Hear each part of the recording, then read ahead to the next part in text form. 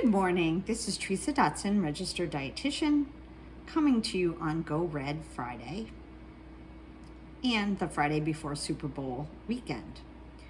Today I'm going to prepare a Butternut Squash Harvest Chili. This is a great plant-forward recipe that you can use to serve to your guests to keep it a heart-healthy choice to offset some of the other choices that you may have on your Super Bowl party or throughout the month of February, which is Heart Disease Awareness. Go Red for Women, thus the heart shirt. So we are going to start with the butternut squash. I've prepared some of the ingredients and pre-cut. So I'm going to now turn the camera so that you can see my hands working versus me. Know that I've washed my hands and my hair is pulled back. 2 steps, always important before you start cooking for yourself or for someone else. So first, we have the butternut squash. So last night, when I had the oven going for dinner, I cooked the butternut squash. You just put a little bit of water in the bottom of a roasting pan, put them face down, and then it's a lot easier once they're already cooked to then peel them. So the peels just very easily come off, and then you can process them a lot easier. So I have my butternut squash here on the cutting board, along with several of my other ingredients. So we're gonna start by sauteing the onion with the carrots. So the recipe calls for the butternut squash, which we've previously cooked, fresh onions sauteed with some carrots. And a lot of this will depend on the texture that you prefer. So generally, chili is a chunky type of a recipe, but if you're a family that maybe is not a fan of chunks of tomatoes, then you can puree versus having it in a full chunk. So I'm going to add the onions here to the frying pan. And then the next ingredient that we have is carrots. So carrots are a great addition and a way to add vegetables and some sweetness to your recipes. The carrot nutrition information here. And let me just tell you, if I had $1 for every time someone said to me, oh, I can't eat carrots because they're too high in sugar, I just want to point out to the fact that they have 2 grams of fiber, which is positive. We all need more fiber in our diet. And yes, it does say total sugars 4 grams, but the more important thing is includes 0 added sugar. So the carrots are sweet because of that naturally occurring sugar in them. There's not added sugar. And then in addition to that, you get all of these vitamins and minerals. Most notably for carrots is vitamin A.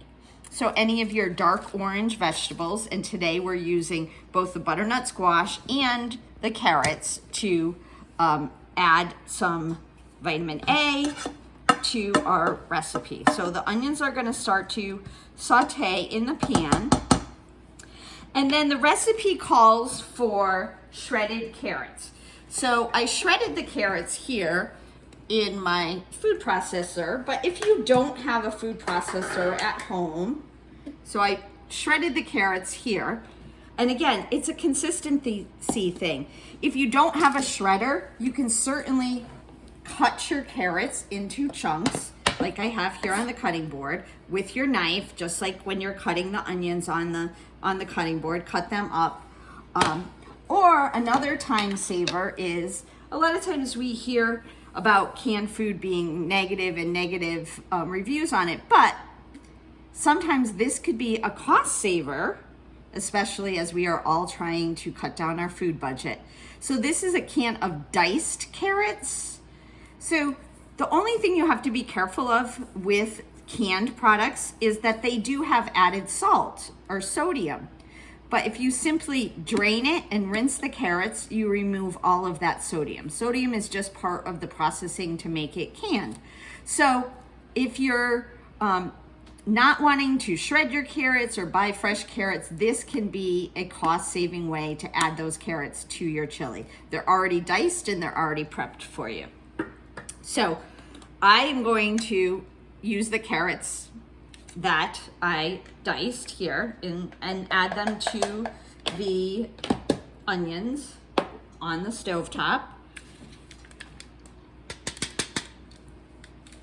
And then we're going to just mix those around here and start them cooking. The one thing is you can't necessarily smell that, but you have this nice smell from the onions cooking and then the diced and the shredded carrots.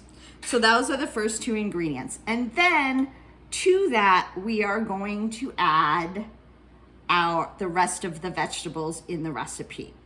So canned tomatoes, again, so these are diced tomatoes, and I can tell you every can of diced tomatoes is a little bit different. This one happens to be very chunky. So there's pretty big chunks in here. If your family is not a fan of chunks or chunks of tomatoes, you could do a couple of different things.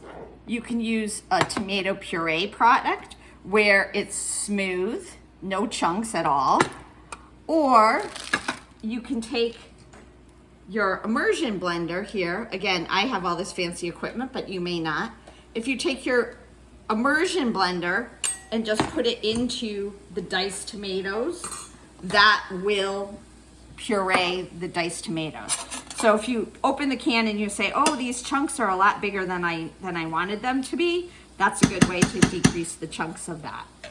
So in addition to the canned tomatoes and the onions and carrots that are cooking down, we started, I forgot this part, the pan with a little olive oil. Olive oil is a monounsaturated fat, so unlike canola or other vegetable oils, which are polyunsaturated, olive oil is a monounsaturated fat.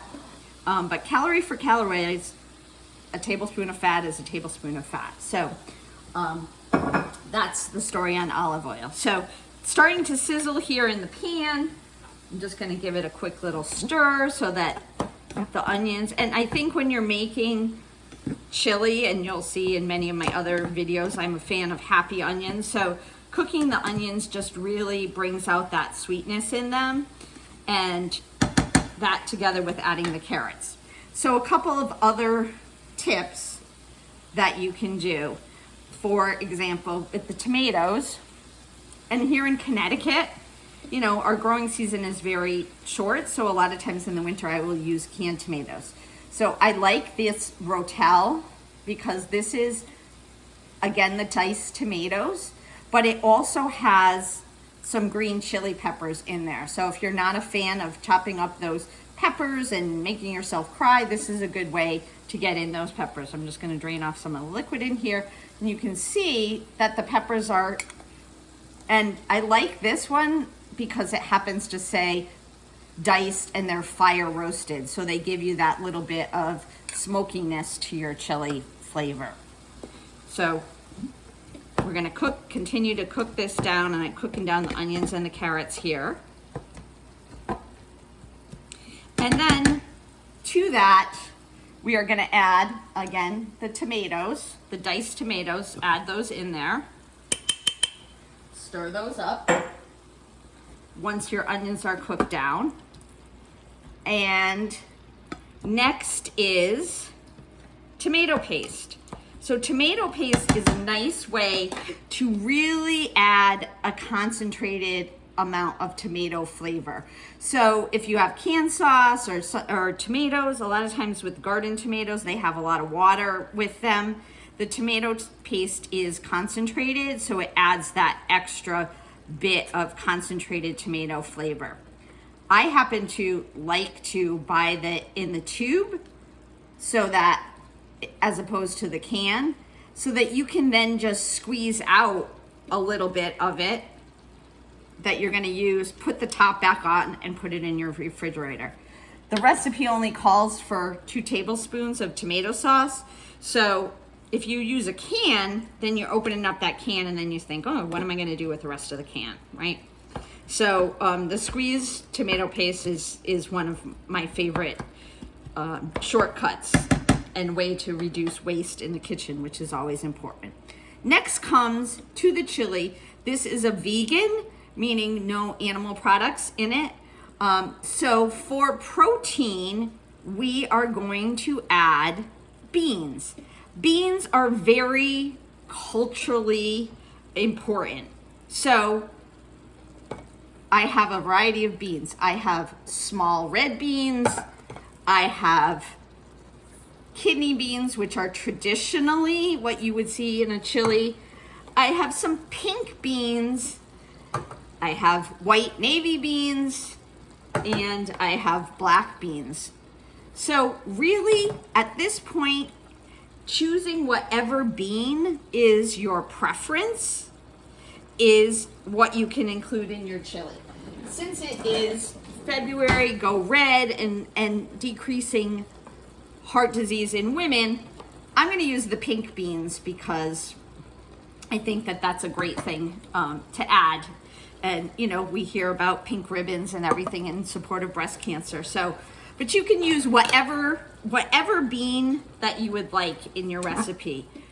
And with the beans, just like with the diced carrots in a can, the important thing to do is to make sure that you drain them and then rinse off all of that extra sodium. So although it says sodium on the label, if you rinse them, you're removing the sodium from that. So the next thing that we're going to add is a quarter cup of apple juice. Now I struggled with this. A lot of times the cheapness in me exceeds the dietitian in me. So I only needed a quarter cup of apple juice for this recipe, but this whole jug of apple juice was $1.99 and a 6-pack of the tiny bottles was $3.49. So I said, well, it doesn't really make sense to spend extra for a small jar. So I got the big jar. Again, a quarter cup, and just adds, you can use apple juice, apple cider, just adds a little bit of sweetness to your chili because we are doing it with the butternut squash. So I'm just going to turn the camera over here.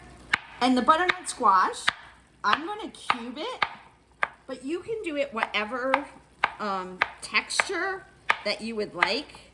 I'm going to add it as a cubed to the recipe here, but you could certainly puree it, you could mash it, whatever you wanted to do to make it the consistency that you and your family are going to like. The other thing I have on my cutting board is peppers, and peppers are usually a part of chili, and you can certainly add the pepper, whatever kind of pepper that you prefer. So I happen to get a 3-pack with the orange, the red pepper, and I cut up the yellow pepper. Here's what I found out. If you have something that doesn't have a nutrition label on it, like this fresh bag of peppers, that's probably because they're clearly transparent. So there's nothing that you have to be afraid of. The only ingredient is peppers. So they're not having to list out information about fat and salt and things like that. So back to our frying pan. So basically now we have all of the ingredients, and the secret to a really good chili is the longer it cooks, the more it absorbs all of those flavors. So I have all my vegetables in here. And then in addition to the vegetables, you can see how beautiful it looks in the saute pan here. In addition to the vegetables, I'm going to add some seasonings to it. So I don't usually measure. If I'm making a recipe, I usually just, shake it in there. But since I'm cooking for someone else, I'm gonna measure. So the recipe calls for a tablespoon of chili powder.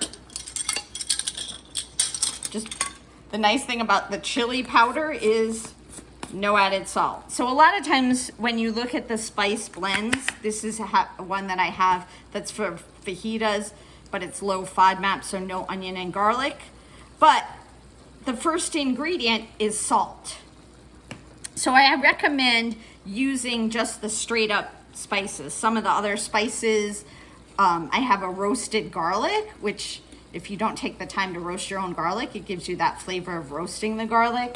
A lot of people will add cumin to chili. This particular one, since we are using the butternut squash, calls for a half a teaspoon of allspice. So it just adds a little bit of a different dimension, adds a little bit of sweetness to offset that heat. And really, herbs and spices are a way to bring out the flavor in your foods without adding extra fat, salt, or sugar, which are the things that we really want to avoid to stay healthy. So this is the beautiful and colorful chili, which I'm now going to transfer into a crock pot and then just let that continue to simmer so that all of those flavors are absorbed into it. This is Teresa Dotson, registered dietitian, Nutrition Solutions for Life. Thank you. Have a happy Super Bowl weekend. Go Red for Women. Celebrate Heart Health Month in February.